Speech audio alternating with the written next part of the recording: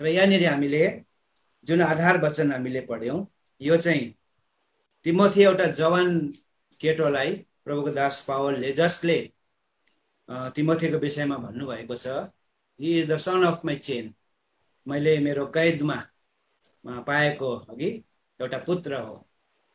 प्रभुको दास पावल कैदमा हुँदाखेरि, बन्दमा हुँदाखेरि तिमोथीबाट उनले सायद रिफ्रेसमेन्ट पाएको थियो होला।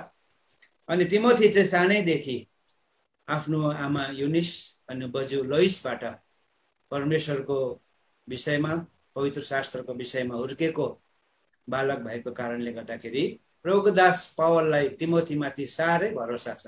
तिमोथी अनि तीतसबाट जुन प्रकारको रिफ्रेसमेन्ट प्रभुको दास पावलले आफ्नो जीवनकालमा पाए त्यो कुरो उनले कहिले पनि बिर्सेनन्। र यहाँनिर एउटा जिम्मा तिमोथीलाई प्रभुको दास पावलले सुम्पिएर जानुहुन्छ। तिमोथीलाई उनले एफिससमा मण्डलीमा छोडिदिनुहुन्छ अनि आफू चाहिँ मेसिडोनियातर्फ लाग्नुहुन्छ। यो कुरा हामी तिमोथी किताब 1 अध्यायतिर पढ्दा हामी पाउँछौँ। र त्यहाँनिर एफिससमा उनलाई छोडिदिए तिमोथीलाई, अनि स्वयं उनी पावल आफै चाहिँ मेसिडोनियातर्फ लागे। अनि तिमोथीलाई एउटा च्यालेन्जिङ सेवा त्यहाँनिर थियो, किनभने एफिससको मण्डलीमा धेरै प्रकारको कुराहरू भइरहेको थियो। एउटा एनदर डक्ट्रिन, अर्कै प्रकारको शिक्षा मण्डलीमा त्यसरी पसिरहेको थियो। अनि यस्तो बीचमा तिमोथीलाई सेवा गर्नु एउटा भनौँ न, हामी नेपालीमा भन्छौँ नि, फलामको चिउरा चपाउनु एकदमै त्यस्तै प्रकारको सेवाका उनले गर्नु परेको थियो त्यस्ताहरूको बीचमा। अनि साथै त्यहाँनिर हर प्रकारको दन्त्य कथाहरूमा भुलिने अनि एकदमै लगातार कहिले पनि नटुङ्गिने वंशावलीका कुराहरू, यस्ता कुराहरू चाहिँ मण्डलीभित्र भएको कारणले यस्ता कुराहरूबाट चाहिँ होसियार हुनुपर्छ तिमी, म तिमीलाई बिन्ती गर्छु भनिकन प्रभुको दास पावलले उनलाई एफिससमा एउटा जिम्मा सुम्पेर गए।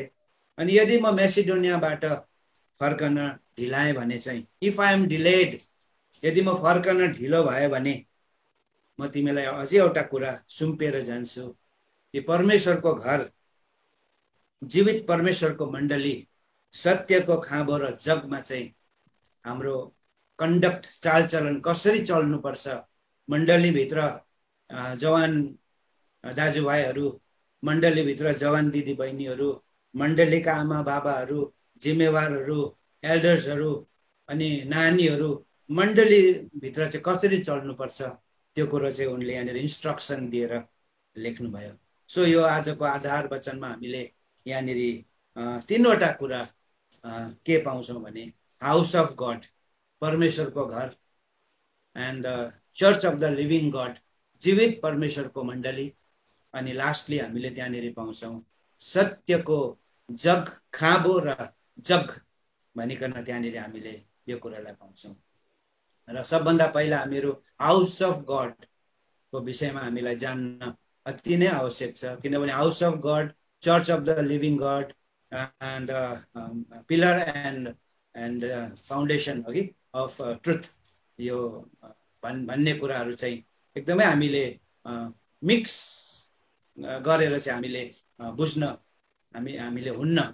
यसलाई हामीले अलिकति भाग गरेर हेर्न सक्यौँ भने हाम्रो पनि आत्मिक ज्ञान हाम्रो पनि बढ्दै जान्छ अनि हाम्रो आत्मिक नयनहरू पनि खोलिँदै जान्छ।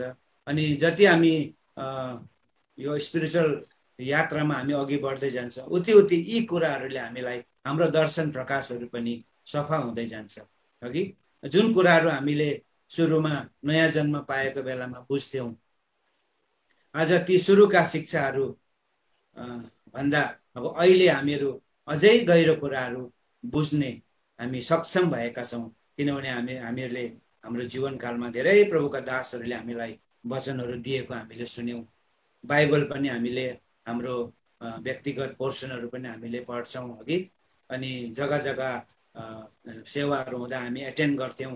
अनि जति हामीले सङ्गतिमा भाग लिन्छौँ, जति वचनमा हामीहरू ध्यान दिन्छौँ उति कतिपय नबुझेका कुराहरू पनि सफा हुँदै जान्छन्, नयाँ नयाँ प्रकाशहरू हामी पाउँदै जान्छौँ अनि हामीहरू प्रभुमा बढ्ने कारण पनि हुन्छ। यसकारण यहाँनिर हामीले यो हाउस अफ गडको विषयमा हामीले सबभन्दा पहिला कुरो जान्नुभन्दा अगाडि चाहिँ परमेश्वरको घरको विषयमा बाइबलमा एकजना मान्छेले चाहिँ साह्रै धुन राख्ने गर्थे। अनि त्यो व्यक्तिको नाम चाहिँ हो राजा दाउद। राजा दाउदले भजन सङ्ग्रहको किताब 132 अध्यायतिर 1, 2 अनि 3 पदमा उनले एउटा दृढ सङ्कल्प गरेको कुरा हामी पाउँछौँ। त्यहाँनिर उहाँले भन्नुहुन्छ, जबसम्म म परमप्रभुका निम्ति एउटा निज वासस्थान, परमेश्वरलाई बस्नको निम्ति, राज्य गर्नको निम्ति एउटा निज वासस्थान जबसम्म परमप्रभुको निम्ति बनाउँदिनँ, तबसम्म म ओछ्यान चढ्दिनँ।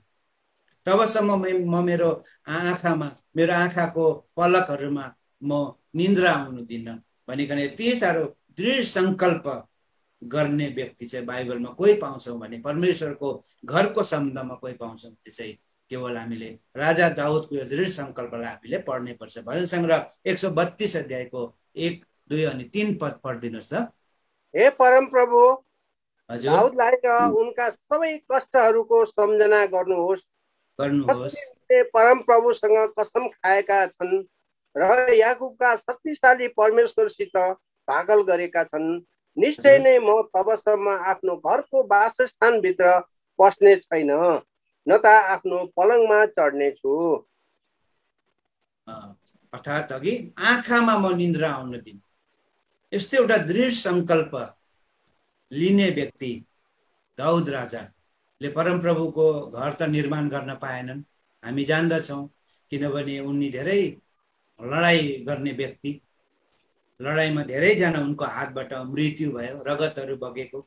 अनि साथै उनको जीवनमा एउटा भयङ्कर डरलाग्दो अपराध पनि भए।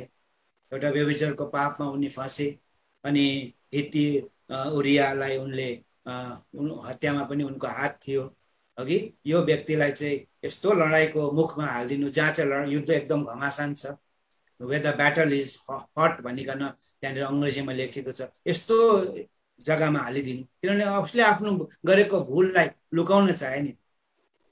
अनि उनलाई मार्नको लागि यो चिठी पनि लेखेर सेनापति योआबलाई उनले पठाए। बिचारा हित्ती उरिया अघि आफू मर्नुपर्ने चिठी आफै लगेर त्यहाँनिर दिएको कुरा पाउँ। यी सबै कारणले पनि सायद परमेश्वरले दाउदलाई परमप्रभुको भवन निर्माण गर्ने अनुमति दिनु भएन। यद्यपि उनमा जिल थियो, उनमा सङ्कल्प थियो, अनि परमेश्वरको भवनको निम्ति उनले आफ्नो निज भण्डारबाट पनि उनले दिएका थिए। सुनको कामको लागि सुन, अनि चाँदीको कामको लागि चाँदी, अनि काठको कामको लागि काठ, अनि बहुमूल्य पत्थरहरू उनले आफ्नो निज भण्डार पनि दिएका थिए।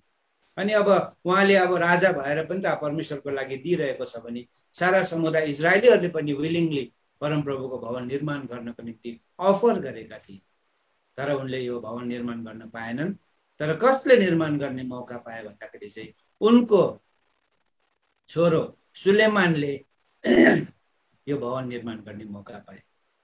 र अब हाउस अफ गडको सम्बन्धमा भन्नु पर्दाखेरि जब परमेश्वरको प्रियजन इजरायलीहरू मिस्रको दासत्वमा थिए, फिरौनको दासत्वमा थिए, आया आथा उनीहरूले गरिरहेका थिए, किनभने उनीहरूलाई बडो कठोर शासना दिइन्थ्यो।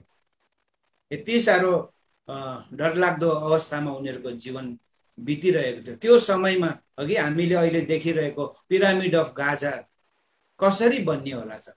अघि यति साह्रो रिगरस मतलब लाइफ उनीहरूको थियो। अनि उनीहरूको चित्कार परमप्रभुले सुन्नुभयो।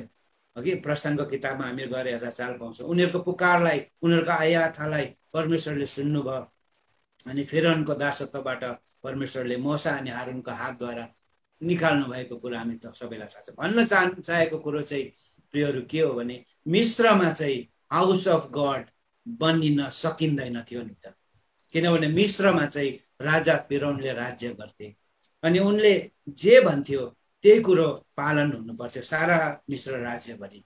अनि फिरौनको आज्ञा बिना अघि भनिन्छ एउटा आकाशको चरा पनि भुइँमा सायद नखस्ने होला। यति साह्रो पावरफुल व्यक्ति, यति साह्रो शक्तिशाली व्यक्ति, अनि मिस्रमा चाहिँ फिरौनको अधिकार भएको हुनाले मिस्रमा परमेश्वरको भवन बनिँदैन थियो, किनभने जहाँनिर मान्छेको अधिकार हुन्छ अनि परमेश्वरको अधिकार भन्ने कुरो त्यहाँनिर हुँदैन। हाउस अफ गड परमेश्वरको भवन चाहिँ त्यहाँनिर कदापि नबनिँदो रहेछ।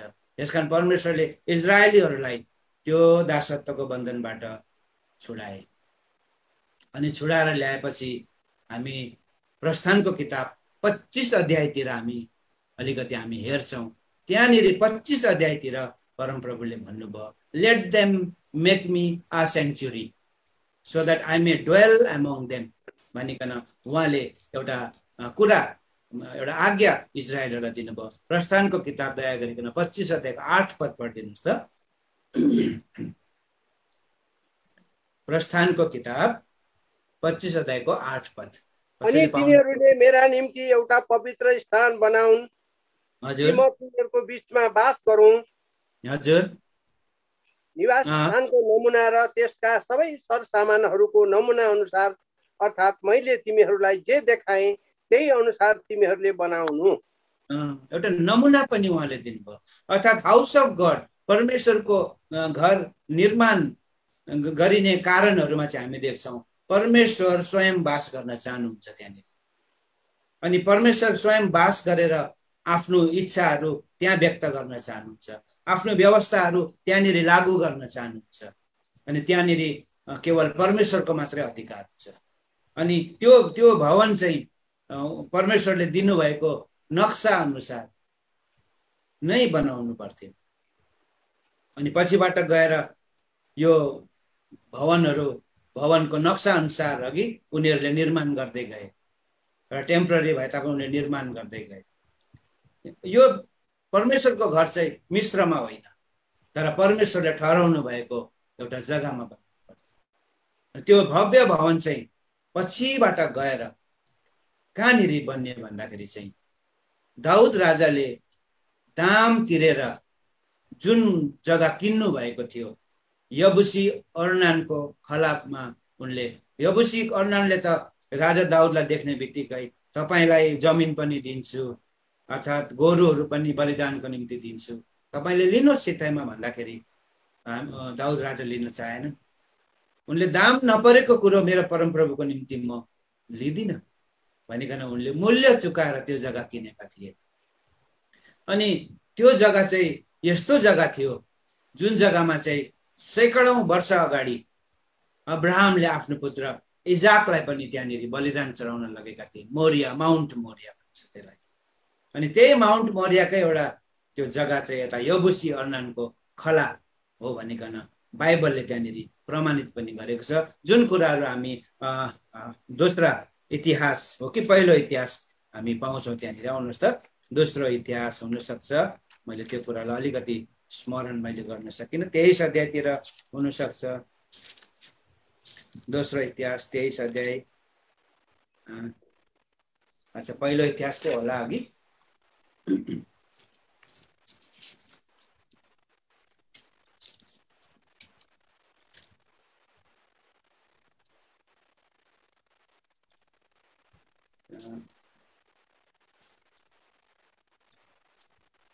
त्यो कुरो मैले अलिकति भुलेछु।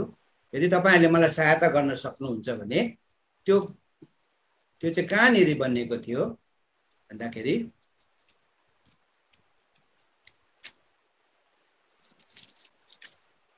अहिले मलाई झट्टै याद आएर त्यो कुरो म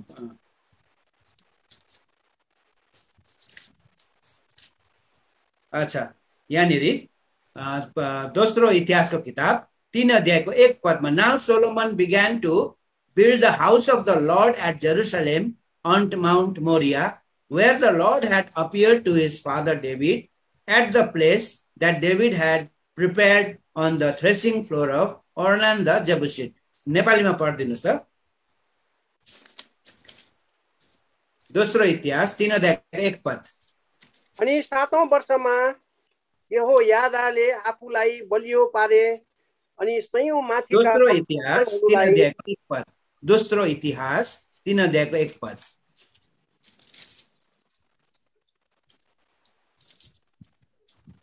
आउनु भयो, दोस्रो इतिहास 3 अध्यायको 1 पद। अनि सुलेमानले यरुशलेममा मोरिया पहाडमा जहाँ परमप्रभु तिनका पिता दाउद कहाँ देखा पर्नु भएको थियो, अर्थात् ती यबुसी अर्नानको खलामा दाउदले तयार पारेको ठाउँमा परमप्रभुको भवन बनाउन सुरु गरे। यसकारण हेर्नुहोस् त, प्लेस जग्गाले पनि ठुलो भूमिका खेलेको हुँदो रहेछ।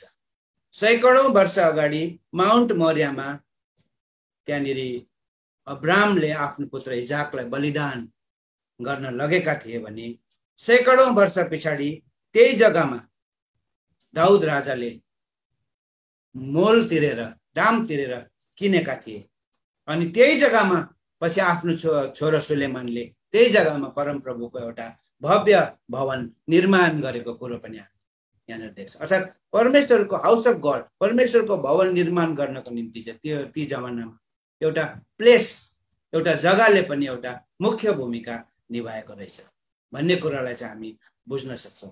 अनि जब सुलेमानले यो भव्य भवन निर्माण गरे, एकदमै सुन्दर अघि त्यो भवनको विषयमा हामीले व्याख्या गर्नु हो भने अघि हामीलाई धेरै समय लाग्छ। त्यो भवन चाहिँ कति भव्य थियो।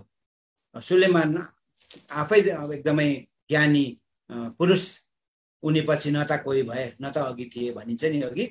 न्याय खोज्न जानु न्याय खोज्न चाहिँ इजरायल जानु भन्ने उखान पनि त भनिएको थियो। यस्ता व्यक्तिले परमेश्वरको निम्ति यति भव्य भवन बनाए। अनि त्यो भव्य भवन बनाइसकेपछि जब उनले समर्पण गर्न चाहे अनि परमेश्वरलाई प्रार्थना गरे, त्यो भवन समर्पण गरे, तब परमेश्वरले त्यो भव्य भवनको विषयमा के चाहिँ भन्नुभयो, कुन एउटा मुख्य कुरो भन्नुभयो भने चाहिँ त्यो चाहिँ हामी पहिलो राजाको किताब 9 अध्यायमा पाउँछौँ। पहिलो राजाको किताब 9 अध्याय खोलिदिनुहोस् त। फर्स्ट किङ त्यहाँनिर 9 अध्यायको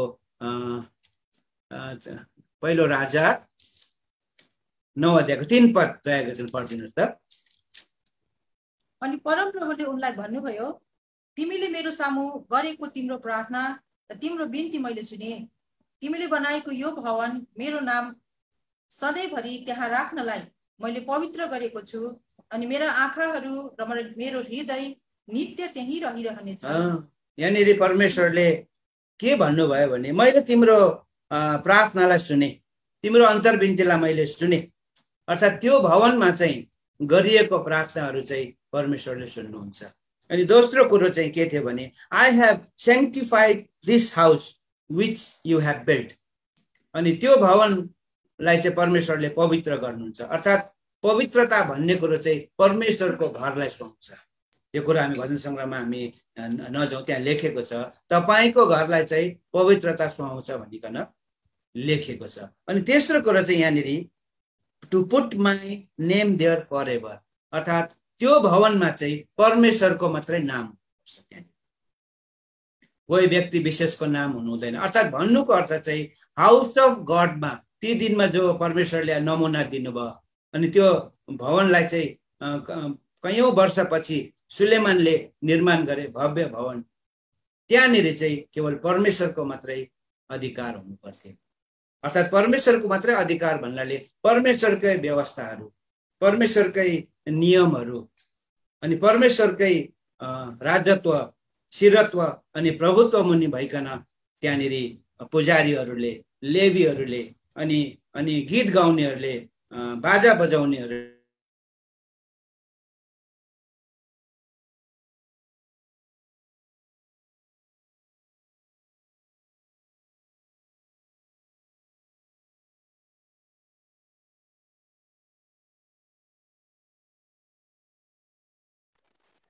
हजुरको म्युट भयो कि क्या हो?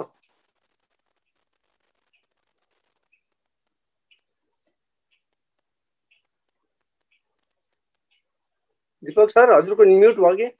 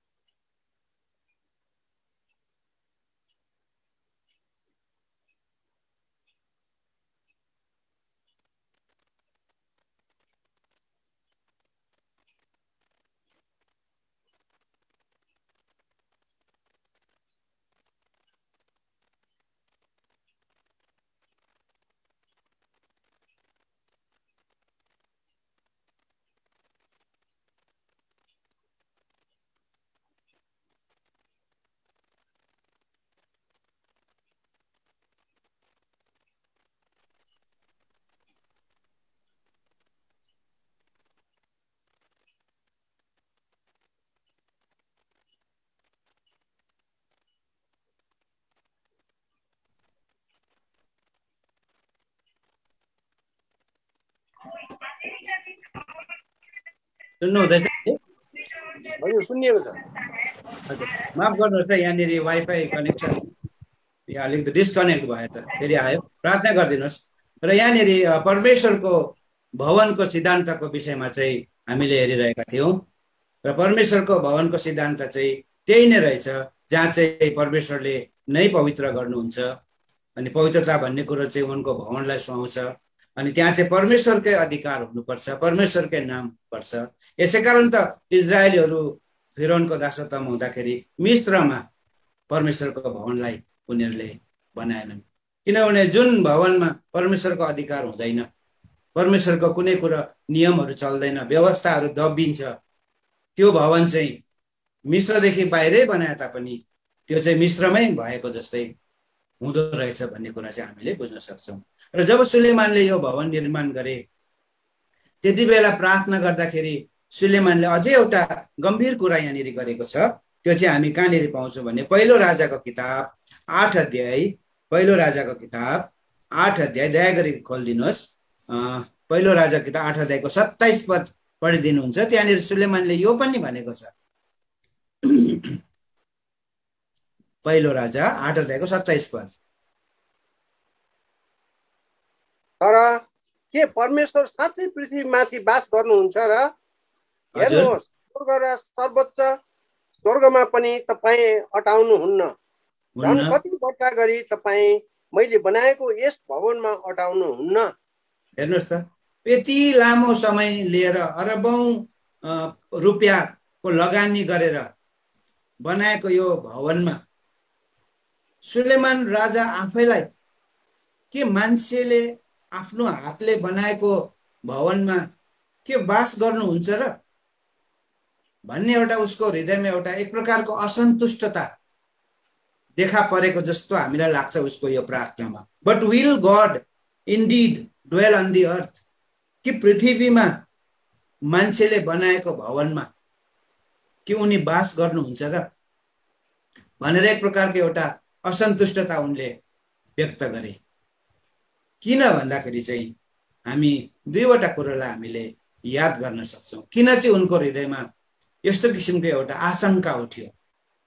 यति सुन्दर भवन, भव्य भवन बनाएको छ, यस्तो पृथ्वीमा भव्य भवन त सायद अरू आउनेवाला पिँढीमा पनि हुँदैन होला।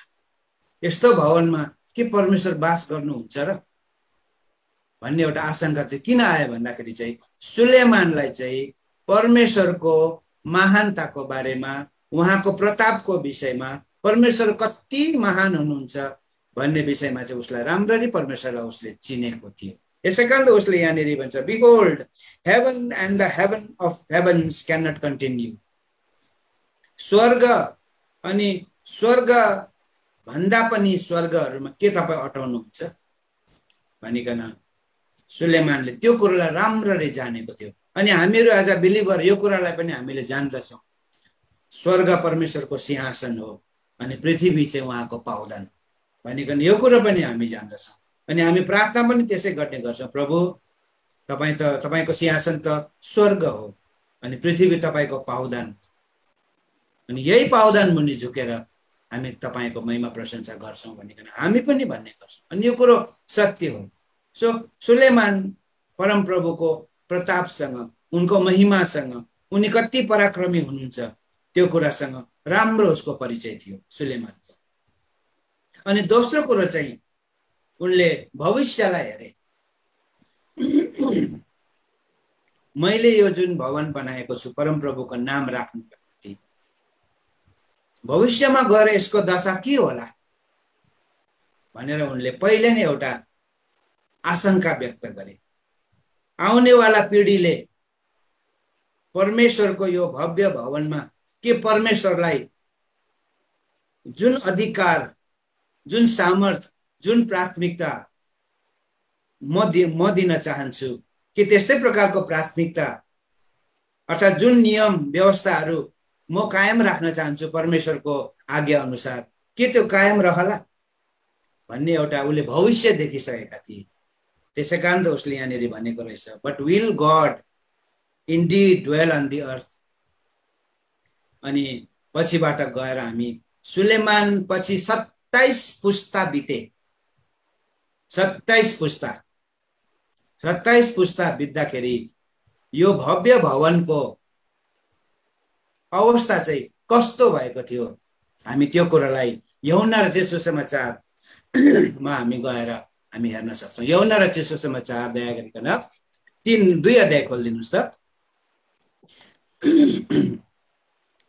यूहन्ना रचित सुसमाचार 2 अध्यायमा प्रभु यीशु मसीहले जब उनी आफ्नो सेवकाईको दौरानमा त्यहाँनिर मन्दिरमा जानुभयो, त्यो भवनमा जानुभयो, तब त्यहाँनिर उनले के भन्नुहुन्छ भने, त्यहाँ उनले के देख्छ भने चाहिँ यो भवन त परमेश्वरको नाम राखिएको भवन त, परमेश्वरको अधिकार हुने घर त एउटा व्यापारको केन्द्र पो बनिएको रहेछ।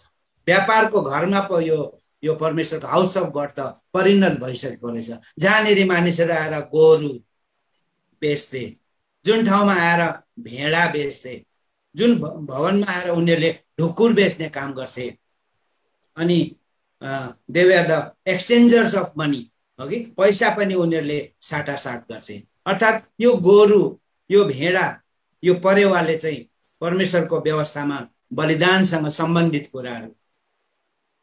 तर यहाँ चाहिँ अब व्यवस्था चाहिँ हुनसक्छ प्रजाहरूले त ल्याउँथे यी सामानहरू बलिदान गर्नको निम्ति, तर भवनमा बस्नेहरूले के गर्थे भने व्यापार गर्ने गर्थे, आफ्नो फाइदाको लागि उनीहरूले त्यो प्रयोग गर्ने गर्थे। अनि त्यहाँनिर प्रभुले त्यसको अवस्था देख्नु भएर प्रभुले फिजिकली त्यहाँनिर एउटा कोर्रा बनाएर खेद्नु भएको छ, सराफीहरूको टेबल पल्टाइदिनु भएको छ। अनि परमेश्वरले भन्नुहुन्छ यो मेरो परमेश्वरको घरलाई तिमीहरूले एउटा डाकुरको एउटा व्यापारको घर बनाएका छौ, तिमीले आफ्नो फाइदाको लागि पैसाहरू साटासाट गरिरहेका छौ भनेर प्रभु यीशु मसीह एकदमै फिजिकली उनी क्रोधित पनि हुनुहुन्छ। त्यो कुरालाई हामी यूहन्ना रचित सुसमाचार 2 अध्याय खोलिदिनुहोस् त। यूहन्ना रचित सुसमाचार 2 अध्यायको 13, 14 अनि 15 पद पढिदिनुहोस्। अनि यहुदीहरूको निस्तार चाड नजिकै आइपुगेको थियो अनि यसो माथि यरुशलेमतिर जानुभयो। अनि उहाँले मन्दिरमा गोरु भेडा ढुकुरहरू बेच्नेहरूलाई अनि सरापीहरूलाई बसिरहेका भेट्टाउनु भयो। हजुर। अनि ससाना डोरीहरूको एउटा कोर्रा बनाएर उहाँले ती सबै भेडाहरू र गोरुहरूलाई पनि मन्दिरबाट बाहिर लखेट्नु भयो। अनि सरापीहरू पैसा घोप्टाइदिनु भयो र टेबलहरू पल्टाइदिनु भयो। 16 पद पनि पढिदिनुहोस्। अनि उहाँले ढुकुर बेच्नेहरूलाई भन्नुभयो, यी चिजहरूलाई यहाँबाट लैजाओ, मेरा पिताको घरलाई व्यापारको घर नतुल्याओ। सुलेमानले जुन आशंका गरेका थिए 27 पुस्ता अघि, त्यो आशंका चाहिँ आज 27 पुस्ता पछि आएर चाहिँ पुरा भयो। आज हाउस अफ गड को विषयमा हामीले हेरिरहेका छौँ। परमेश्वरको घरको दशा चाहिँ अन्तमा आएर चाहिँ यहाँनिर के भएछ भन्दाखेरि चाहिँ त्यो चाहिँ एउटा व्यापारको केन्द्र, व्यापारको घर भएको रहेछ, जहाँनिर परमेश्वरको व्यवस्था भङ्ग गरिरहेको थियो, जहाँनिर परमेश्वरको नाम होइन तर त्यहाँ मानिसहरूले रुपियाँ पैसा आफ्नो फाइदाको लागि साटासाट गर्ने गर्थे, आफ्नो फाइदा अनुसार उनीहरूले जिउने अर्थात् आफ्नो इच्छा अनुसार त्यहाँनिर काम गरिरहेका थिए। परमेश्वरको सिद्धान्त हाउस अफ गडको सम्बन्धमा जो परमेश्वरको इच्छा थियो त्यो चाहिँ सबै कुरो भङ्ग भयो। अनि के भयो त यो भवनलाई पछिबाट भन्दाखेरि प्रभु यीशु आफैले भन्नुभयो यो भवनलाई तोडिदेऊ, अनि यो भवनलाई तोडेपछि म 3 दिनमा अर्को भवन खडा गर्छु। वास्तवमा उनले त्यो मेटेरियल भवनलाई को सम्बन्धमा कुरा गर्नु भएको थिएन, तर उनले आफ्नै शरीरद्वारा बनिने एउटा अर्कै भवनको विषयमा उहाँले संकेत दिनुभएको थियो।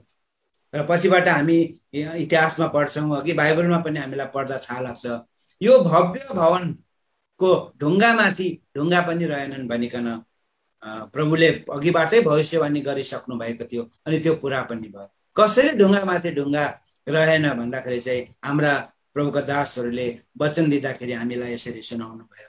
त्यो भवनको ढुङ्गा जोडिनको लागि चाहिँ जसरी अहिले हामीहरू इँटा जोड्नको लागि सिमेन्ट मसलाको प्रयोग गर्छौँ, त्यति बेला चाहिँ सुन पगालेर यसरी ढुङ्गाहरू जोडिएको थियो अरे। अनि शत्रुले हमला गर्दाखेरि त्यो ढुङ्गा हरेक ढुङ्गाहरू फुटाएर त्यो भित्रको सुन उनीहरूले निकालेर लगे, आगो लगाए, पग्लाए। ढुङ्गामा चाहिँ ढुङ्गा जोडेको सुन निकाल्न गाह्रो पर्थ्यो, कारण हरेक ढुङ्गालाई उनीहरूले फुटाउनु पर्थ्यो, हरेक ढुङ्गालाई उनीहरूले आगोले पग्लाउनु पर्थ्यो। अनि पिग्लेपछि चाहिँ त्यो सुन उनीहरूले लान्थे। यस प्रकारले त्यो भव्य भवन हाउस अफ गड चाहिँ यस प्रकारले तहस नहस भए। किन भन्दाखेरि चाहिँ त्यहाँ चाहिँ परमेश्वरको नियम अनुसार नचलेको कारणले गर्दाखेरि, परमेश्वरको व्यवस्था उनीहरूले दबाएको कारणले गर्दाखेरि, अनि आफ्नो स्वार्थ पुरा गरेको कारणले हाउस अफ गडको नक्सा निमित्यान्न भएर गयो। तर परमेश्वरको उद्देश्य कहिले पनि बदलिँदैन, परमेश्वरको नियम सिद्धान्त कहिले पनि बदलिँदैन। यसकारण हामीले पहिलो तिमोथीको किताबमा हामीले दोस्रो खण्ड के हेरिरहेका थियौँ भने चाहिँ church of the living God, जीवित परमेश्वरको एउटा मण्डली। यहाँ चाहिँ हामीले अब हाउस अफ गडको शब्दको सट्टामा चाहिँ त्यहाँ चाहिँ हामीले अर्को के पाउँछौँ भने church of the living God, मण्डली, जीवित परमेश्वरको मण्डली। अब यो मण्डली भन्ने शब्द चाहिँ नयाँ नियममा मण्डली भन्ने शब्दले चाहिँ एउटा छुट्टै भूमिका खेल्दछ, यसको छुट्टै अर्थ हुन्छ। मण्डलीको अर्थ एउटा समूह, एउटा जमात हो कि हामी यसलाई भन्ने गर्छौँ। अनि यो मण्डली भन्ने शब्द चाहिँ पुरानो नियममा हामी हत्तपत्त पाउँदैनौँ। केवल मण्डली, चर्च भन्ने शब्द चाहिँ केवल नयाँ नियममा मात्रै। प्रभु यीशु मसीहले पनि त्यहाँनिर उहाँले भन्नुभएको छ, I will build my church.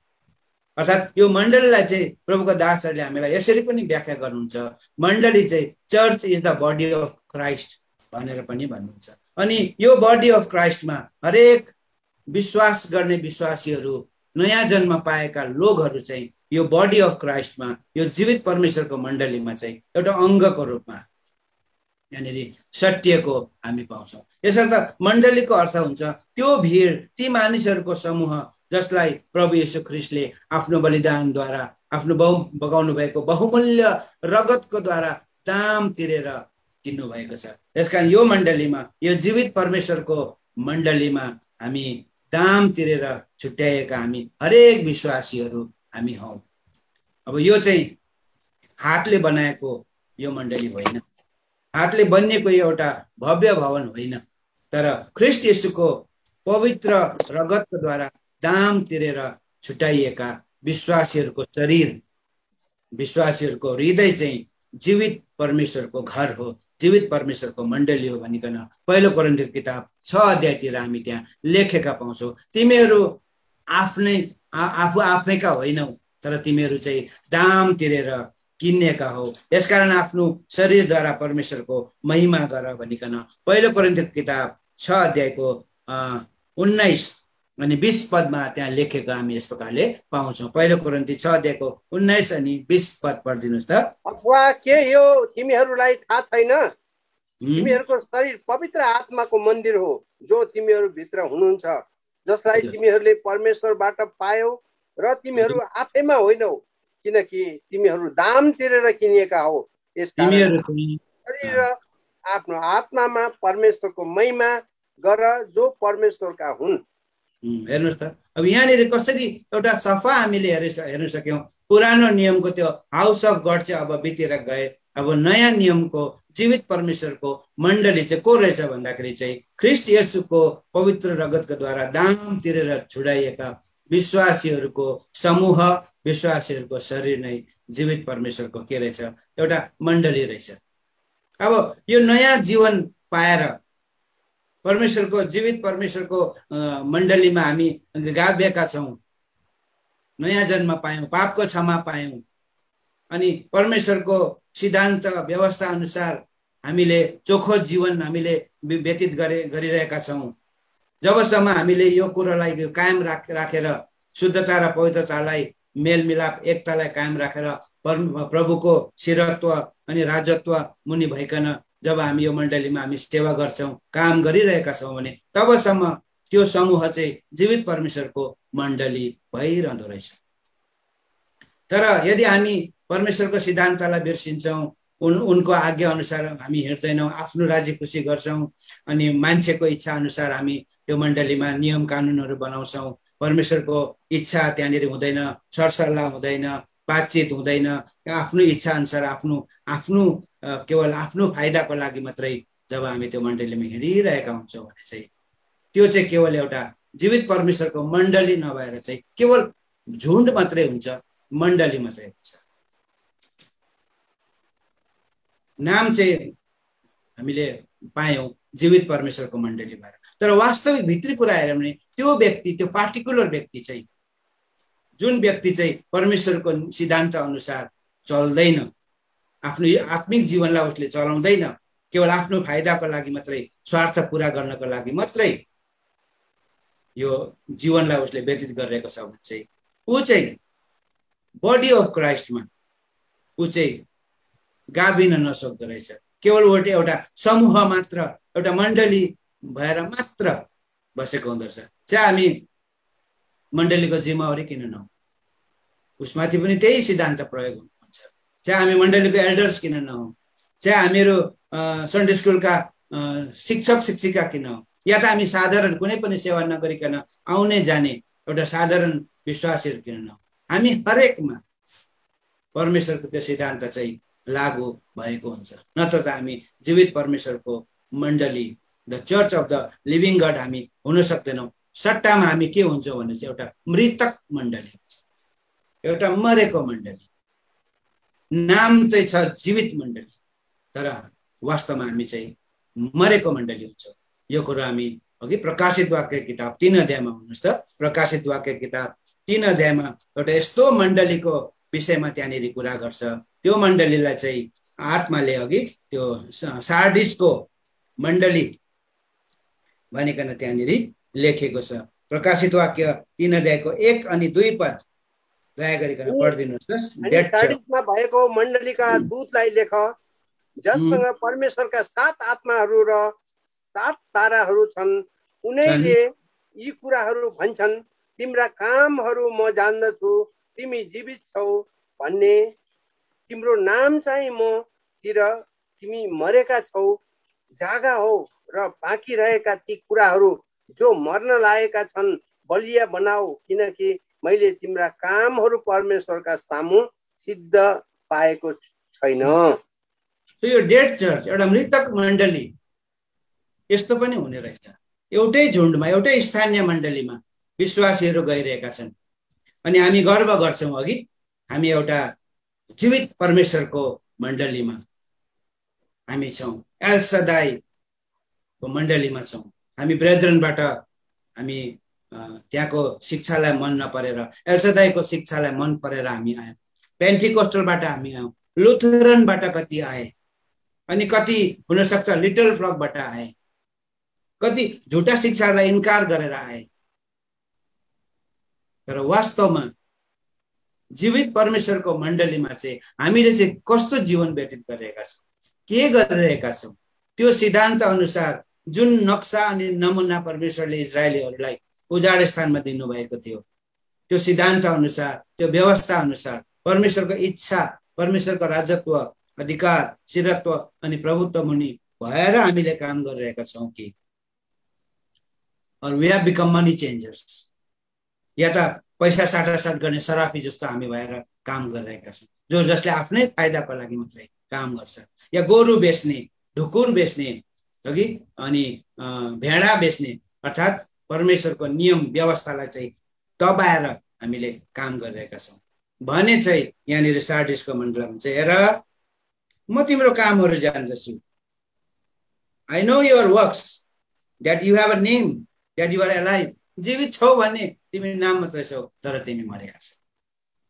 यहाँ आत्माले हामीलाई के भनिरहेको छ, अघि यस्ता झुन्डहरूमा आएर जीवित परमेश्वरको मण्डलीमा आएपछि अघि कति चाहिँ कस्तो कस्तो हुँदो रहेछ भने चाहिँ अब उमेर पनि भयो, रोगले पनि कहिले छोड्दैन, मरेपछि त मण्डली त चाहिन्छ नि, अन्य जातिले त मेरो शरीरलाई लाने होइन भनेर यस्ता विचारधारा लिएर पनि मण्डलीमा आउँछ।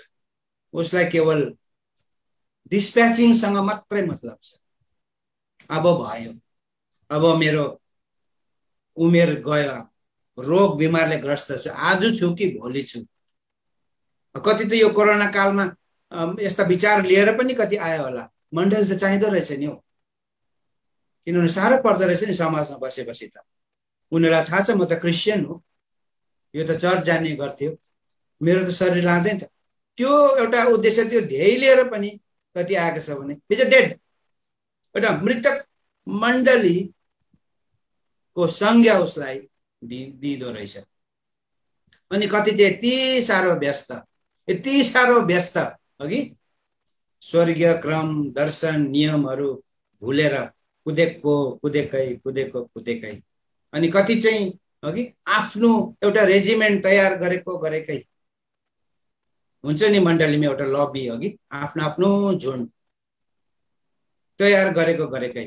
यस्तो देख्दाखेरि चाहिँ अघि मलाई लाग्छ सार्डिसकै मण्डली जीवित भन्ने नाम चाहिँ छ तर मरेको। एखन यो विषयमा हाम्रो स्वर्गीय एमजी लिङ्गन बडाले के भन्नुभयो, एकपल्ट हामी माम्रेमा स्पेसल मिटिङ हुँदाखेरि चाहिँ नि उहाँले सिल्भरको मगहरू धुँदै दारा किर्दै यो ग्रुपिजम भन्ने कुरो मण्डलीमा देखेर नि यसो भन्नु, बनाउँछस् ग्रुप हुन्छस् ग्रुप पार्छु तँलाई म झुरुप भनेर उनले हँस्यौली पनि गर्नु।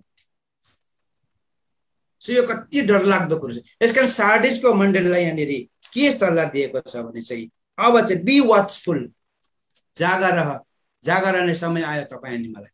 Be watchful and strengthen the things which remain. अब त्यो जुन मर्न लागेको कामहरू छ, that are ready to die, त्यो मर्न लागेको कामहरूलाई अब फेरि जीवित पार, अघि मर्न लागेको कामलाई जीवित पार। For I have not found your works perfect before God. परमेश्वरको अघि तिम्रो काम छ, मान्छेले भन्नु पर्दैन यो, तर परमेश्वरको आत्माले नै देखाएको भन्नुपर्ने रहेछ। एकान तपाईँ र मेरो आज कर्तव्य यो बेलुकी पख के छ भने यदि मेरो व्यक्तिगत जीवनमा, मेरो पारिवारिक जीवनमा अनि मेरो माण्डलिक जीवनमा मेरा कामहरू चाहिँ मर्न लागेका छन् भने चाहिँ म जागरण, म सचेत भइहाल्नुपर्छ अनि म फेरि त्यो मर्न लागेको कामलाई मैले फेरि सपार्नु पर्ने रहेछ। यो त तपाईँ अनि मेरो जिम्मेवारी हो। कसैले मेरो लागि स्वर्गको बाटो तयार पार्दैन। स्वर्गको बाटो अघिबाटै प्रभु यीशु मसीहले तयार गरिदिइसक्नु भएको छ। केवल हामी बाटो बिराएको अवस्थामा छौँ, फेरि हामी फर्किनुपर्छ। सो अघि सार्डिसको मण्डलीलाई जुन कुरो भनियो, आज तपाईँ अनि मलाई पनि आज आत्माले हामीलाई यस प्रकारले सल्लाह दिइरहेको छ। सल्लाह मात्र होइन, चेतावनी पनि दिइरहेका छन् प्रियहरू, र त्यसअनुसार हामीले चल्नुपर्छ। यो भयो हामीले सेकेन्ड हामीले जुन हेऱ्यौँ church of the living God. पहिलो कुरो हामीले हेरेका थियौँ हाउस अफ गड, परमेश्वरको घर, अनि दोस्रो हामीले हेऱ्यौँ जीवित परमेश्वरको मण्डली। अब थर्डमा चाहिँ हामीहरू के हेर्छौँ भने चाहिँ pillar and ground of truth, सत्यको खाँबो र जग। यो एउटा यस्तो अदृश्य मण्डली हो जो देखिँदैन।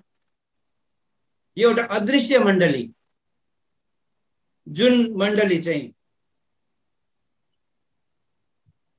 पार्ट अफ द चर्च, यो अदृश्य मण्डलीको एक भाग चाहिँ अघिबाटै परमेश्वरले अघिबाटै लगिसक्नु भएको छ। अघि प्राय हामी सुन्छौँ नि हाम्रा प्रियजनहरू कति हाम्रो बिचबाट लगे। यदि उनीहरूले आफ्नो कामलाई परमेश्वरको नियम अनुसार सिद्धान्त अनुसार जीवनलाई व्यतीत गरेर गएका, निश्चय त्यो एउटा मण्डलीसँग उनीहरू गाभिए नि त। एउटा प्रतापी, एउटा ग्लोरियस चर्चको रूपमा उनीहरू अघिबाटै गएका छन्। अनि यो एउटा अदृश्य मण्डली चाहिँ पृथ्वी तलमा पनि छ, जुन मण्डलीलाई चाहिँ यहाँनिर भनेको रहेछ सत्यको खाँबो र जग भएको मण्डली। जुन मण्डलीमा चाहिँ के छ भने प्रेरित अनि भविष्यवक्ताहरूको शिक्षामा यो मण्डली चल्दछ, यो मण्डलीले काम गर्दछ। आफ्नो सिद्धान्तमा होइन, आफ्नो नियम अनुसार होइन, तर बाइबलीय शिक्षाहरू यो मण्डलीमा दिइन्छ। अनि यो मण्डलीमा चाहिँ केवल परमेश्वरको मात्रै अधिकार छ अनि परमेश्वरको आत्माद्वारा मात्र यो मण्डली रन हुने गर्दछ, चल्दछ। अनि यो मण्डली चाहिँ एउटा पवित्र आत्माद्वारा परमेश्वरको वासस्थान बन्नलाई एकसाथ बनिँदै जोडिँदै जाँदो रहेछ भन्ने कुरा चाहिँ हामी कहाँ पाउँछौँ भने एफिसीको किताबमा हामी यो कुरालाई पाउँछौँ। एउटा टर्ममा मिलेर, जसमा तिमीहरू पनि टर्ममा मिलेर एउटा परमेश्वरको वासस्थान बन्नलाई एकसाथ बनिँदै जान्छ भनिकन यहाँनिर एफिसी किताब 2 अध्यायमा लेखिएको कुरा हामी पाउँछौँ। दया गरिकन एफिसीको किताब खोलिदिनुहोस्, 2 अध्याय। एफिसी किताब 2 अध्यायको सायद हुनसक्छ 19-20 होला, भुल भएन भने। एफिसी किताब 2 अध्यायको 20 अनि 21 अनि 22 पद पढिदिनुहोस् न। अनि तिमीहरू प्रेरितहरू र भविष्यवक्ताहरूको जगमाथि बनाइएका छौ, जसको कुना ढुङ्गा यसो चाहिँ ख्रिस्ट आफै हुनुहुन्छ, जसमा सारा भवन टम्म मिलेर प्रभुमा एउटा पवित्र मन्दिर बन्नलाई बढ्दै जान्छ, जसमा तिमीहरू पनि आत्माद्वारा परमेश्वरको वासस्थान बन्नलाई एकसाथ बनिँदै जान्छौ। यो 3वटा पद हामीले अहिले पढ्यौँ अघि। यहाँनिर यो 3वटा पदमा परमेश्वरलाई जुन हाउस अफ गड पुरानो नियममा थियो, जुन सिद्धान्तको खाँचो थियो, त्यो सिद्धान्त चाहिँ यहाँनिर यो अदृश्य मण्डलीमा हामी देख्छौँ। जुन अदृश्य मण्डली चाहिँ पृथ्वी तलमा बनिरहेको छ। गर्व लाग्छ नि हामीलाई। अघि हामी एल्सदाईमा हामीहरू एउटा सत्य मण्डली, सत्य झुन्डमा आयौँ। तर हामीले सोच्नुपर्ने कुरा चाहिँ यहाँ छ नि त, के त्यस प्रकारको मण्डली अनुसार हामी चलिरहेका छौँ? यहाँ हामीले यो 3वटा पदमा अहिले जो हामीले नेपालीमा पढ्यौँ कि सर हामीले पढ्यौँ, हामीले सायद याद गऱ्यौँ कि गरेनौँ, त्यहाँनिर हामीले 4वटा कुरा पाउँछौँ। यो अदृश्य मण्डलीमा जुन मण्डलीलाई चाहिँ यहाँनिर प्रभुदास पावलले तिमोथीलाई पत्र लेख्दाखेरि भन्नुभएको छ, is a pillar and ground of truth भनिकन जो भन्नुहुन्छ, एउटा अदृश्य मण्डलीको यहाँनिर कुरा हुन्छ। यो मण्डलीमा चाहिँ 4वटा कुरा हामी के पाउँछौँ भने साँचो बाइबलीय शिक्षा हामी पाउँछौँ। त्यहाँ लेखेको छ प्रेरित र भविष्यवक्ताको जग। सो प्रेरित र भविष्यवक्ताको जग। त्यसै कारण त अघि प्रभुदास पावलले तिमोथीलाई एउटा आज्ञा दिनुभएको थियो, अर्कै डक्ट्रिन, अर्कै शिक्षालाई चाहिँ तिमीले स्वीकार गर्नु हुँदैन है। किनभने यो मण्डली चाहिँ प्रेरित र भविष्यवक्ताको जगमाथि बसालिएको यो अदृश्य मण्डलीको एउटा सिद्धान्त छ, त्यो रहेछ। दोस्रो कुरो चाहिँ ख्रिस्टको अधिकार। यो मण्डलीमा चाहिँ ख्रिस्टको चाहिँ पुरा प्राथमिकता ख्रिस्टलाई दिएको हुन्छ। ख्रिस्ट चाहिँ मण्डलीका शिर हुनुहुन्छ, हामी जान्दछौँ यो कुरा। अनि यहाँ चाहिँ ख्रिस्टको अधिकार चाहिँ कसरी यहाँनिर हामी देख्छौँ भने चाहिँ ख्रिस्ट चाहिँ कुना ढुङ्गा हुनुहुन्छ, चिफ कर्नरस्टोन हुनुहुन्छ, जुन कर्नरस्टोनले चाहिँ अन्य जाति अनि यहुदीहरूलाई मिलाउने काम गर्छ। अब त्यहाँ न पुरानो नियमको हाउस अफ गडको नियमहरू केही रह्यो, न हाम्रो पिता पुर्खाद्वारा चलिआएको रीतिरिवाजहरूलाई थप्ने काम। यहाँ चाहिँ केवल ख्रिस्टको स्वतन्त्र व्यवस्था अनुसार, सिद्धान्त अनुसार चल्ने मण्डली, जसको कुनै ढुङ्गा चाहिँ मुख्य चिफ कर्नरस्टोन चाहिँ ख्रिस्ट हुनुहुन्छ। दोस्रो कुरा। अनि थर्ड कुरा चाहिँ विश्वासीहरूको एकता, टम्म मिलेको। अङ्ग्रेजीमा यहाँनिर यहाँ के लेखेको छ भने चाहिँ thereby यहाँनिर म हेर्छु, in whom the whole building being fitly framed, okay, being joined together, अर्थात् fitly framed, टम्म मिलेर विश्वासीहरूको एकता। सो त्यहाँ युनिटी छैन भने, where there is no unity, there is no presence of God। अब एकतै छैन मण्डलीमा भने हामीले परमेश्वरको उपस्थितिमा आनन्दको भरपुरी छ भनेर गीत गाउनु पनि त हामी मिल्दैन नि त। अब त्यहाँनिर युनिटी छैन, आत्माले देखाइरहेको छ त्यहाँनिर एकता भन्ने कुरो छैन भने प्रभुको उपस्थितिमा आनन्दको भरपुरी छ भनेर ताली बजाउनु मात्र त राम्रो होइन। त्यसकारण यहाँनिर देखौँ थर्ड कुरो चाहिँ टम्म मिलेर अर्थात् विश्वासीहरूको एकता। अनि चौथो कुरा हामी हेर्छौँ एउटा पवित्र वासस्थान बन्नलाई बन्दै जान्छ भनेको चाहिँ ईश्वरीय चालचलनको कुरा यहाँनिर conduct in the house of God which is the church of the living God and the pillar of ground and truth. यसमा चाहिँ कसरी चल्नुपर्ने हो त्यो ईश्वरीय चाललाई चाहिँ यहाँनिर हामी देख्छौँ। यो चाहिँ एउटा अदृश्य मण्डली। अनि यस्तो मण्डलीभित्र पाइनु चाहिँ कति गर्वको कुरो छ। अनि यस्तो मण्डलीभित्र समावेश हुनको लागि चाहिँ तपाईँ अनि मेरो रेस्पोन्सिबिलिटी चाहिँ व्यक्तिगत छ। मैले तपाईँलाई भनिहालेँ, मेरो वाइफले मलाई स्वर्गतिर लान सक्दैनन्, न मेरो वाइफलाई लान सक्छु। एल्डरले मलाई स्वर्गतिर लाँदैन, तर स्वर्गतिर लाने सिद्धान्त बाइबलमा पाउँछ। अघि के हामी साँचो बाइबलले शिक्षामा प्रेरित र भविष्यवक्ताको जगमाथि बसालिएको अनुसार हामी चलिरहेका छौँ? ख्रिस्टको अधिकार मण्डलीमा छ कि ख्रिस्ट यो मण्डलीको कुनै ढुङ्गा हुनुहुन्छ? या त विश्वासीहरू जो बचाएर ल्याएका छन् उनीहरूको माझमा एकता छ? अनि के त्यहाँनिर पवित्रता भन्ने कुरा, ईश्वरीय चालचलनका कुराहरूलाई प्राथमिकता दिइन्छ कि त्यो कायम हामीले राख्न सकेका छौँ? अहिले कति अघि हाम्रो केन्द्रलाई भड्काउने यस्ता वर्ल्डली एट्र्याक्सनहरू छन्। साह्रो छ हामीलाई यो पृथ्वी तलमा जीवन बिताउनु, तर यो सिद्धान्तमा तपाईँ हामी चल्नै पर्छ। यसकारण अघि प्रियहरू, यो अन्तिम दिनमा हामी जिरहेका छौँ र तपाईँ र मैले चाहिँ प्रकाशित वाक्य किताब 2 अनि 3 अध्यायमा आत्माले लेखेका पत्रहरू, हरेक मण्डलीलाई दिएको पत्रहरूमा जुन जुन कमीहरू त्यहाँनिर दिएको छ त्यो कमीहरूलाई हामीले स्टडी गर्नुपर्छ। कस्तो कस्तो कमी हुँदो रहेछ मण्डलीमा, त्यो कुरालाई म संक्षेपमा म तपाईँहरूसँग बाँडचुँड गर्न चाहन्छु। अनि आजको यो वचनको सेवालाई यहीँ राख्छौँ। पहिलो चाहिँ चर्च एट एफिसस। एफिसीको मण्डलीमा चाहिँ के कमी थियो भन्दाखेरि चाहिँ पहिलो प्रेम चाहिँ उनीहरूले छाडे। सेवा त उनीहरूले गरिरहेको छ, कुदेको छ, दौडधुप गरिरहेको छ, तर त्यहाँ उनीहरूको के छ? आफ्नै एउटा ग्रुप छ, आफ्नै एउटा ग्रुप छ।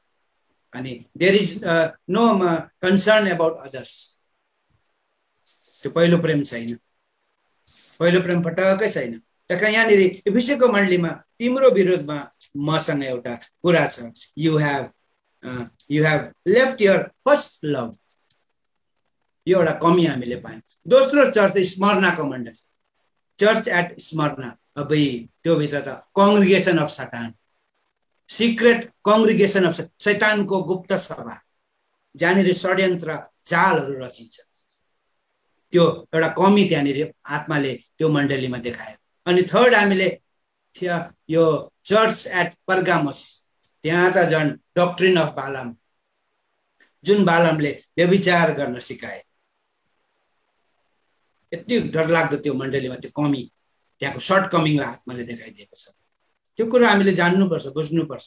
अनि चौथो चर्च थियाटिराको मण्डली, चर्च एट थियाटिरामा, त्यहाँ त झन् वुमेन अथोरिटी, जेजेबेलले पो अधिकार जमाइरहेको छ।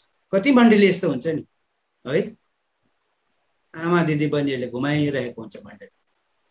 उनीहरूको पो ब्याकिङबाट, उनीहरूको ब्याकिङमा पो मण्डली पनि चल्दछ। उनीहरूको इच्छाअनुसार पो मण्डली चलिरहेको हुन्छ, जेजेबेलको अधिकार भएको मण्डली। त्यो एउटा खामिया यहाँनिर आत्माले देखाएको छ। चर्च एट सार्डिस, अघि हामीले पढ्यौँ, डेड, जीवित भन्ने चाहिँ नाम मात्र तर मरेको। अनि church at Philadelphia, congregation of liars, झुट बोल्नेहरूको समूह। इजिली हल्कासँग झुट बोलिदिन्छ, भनेको कुरालाई पनि भनिन।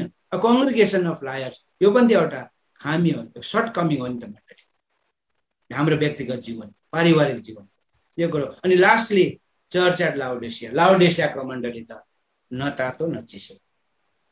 आज के बार? आइतबार। चर्च जानुपर्छ, जानुपर्छ नि, जानुपर्छ। गयो, गए, आयो, आयो, वचन सुन्यो, सुने। के सुन्यो? कुन पुस्तकबाट आएको थियो? खोइ लुकाबाटै आएको जस्तो लाग्दछ, लुकाबाटै आयो होला। न तातो न चिसो। आज यस प्रकारले अघि आज हामीले 3वटा विषयलाई हामीले हेऱ्यौँ।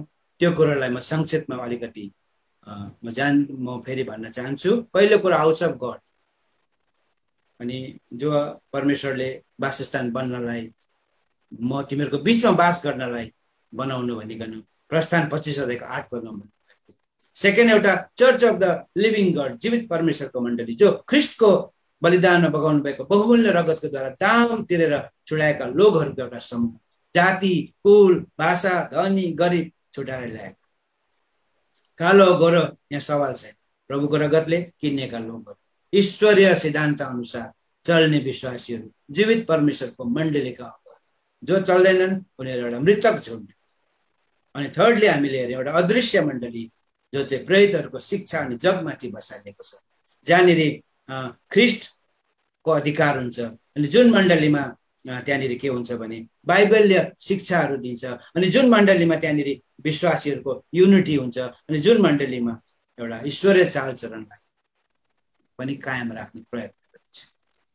यो विषयमा हामीले हेर्यौँ अघि, र यी कुराहरूलाई लिएर हामीहरू आगामी दिनहरू हाम्रो आत्मिक यात्रालाई हामीले यसरी बढाएर लान सक्छौँ। प्रभुले आफ्नो वचनमा हामी सबैलाई आशिष दिएका हौँ। सबै प्रियजन